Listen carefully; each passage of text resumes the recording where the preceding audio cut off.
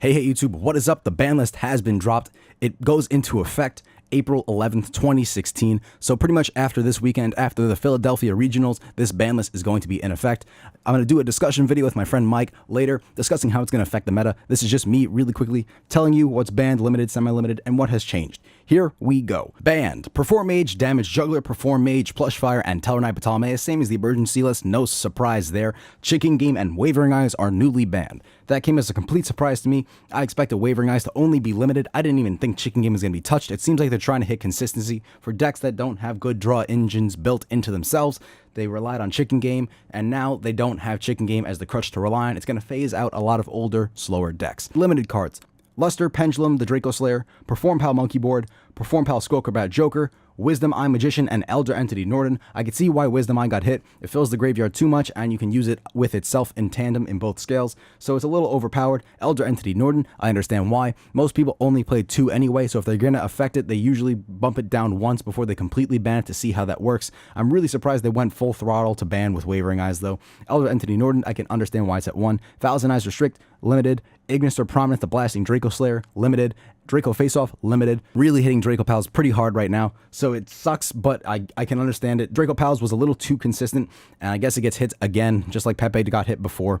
Reasoning and Upstart Goblin, newly limited. That is a big surprise to me. Upstart Goblin's a really old card, and I'm really surprised they're hitting it, and I guess, you know, it makes sense because they're hitting Chicken Game, getting rid of Chicken Game completely. And if they're banning Chicken Game and they're going to hit Upstart, it really seems like they're going after the older decks that rely on these cards for consistency. And I guess decks that wanted to run basically 37 card decks, you know, with 3 Upstart, now you can't do that. Reasoning, I can see why it's at 1. It was too good. It's not that bad though. Reasoning still a tech in most decks anyway. Most decks don't run 3 Reasoning. This actually hurts the fucking Power Ranger deck the most, I think. The Reasoning and Upstart Goblin and Chicken Game being hit. Anyway, newly semi-limited, Debris Dragon, Allure of Darkness, and Emergency Teleport. I thought Emergency Teleport was going to get limited.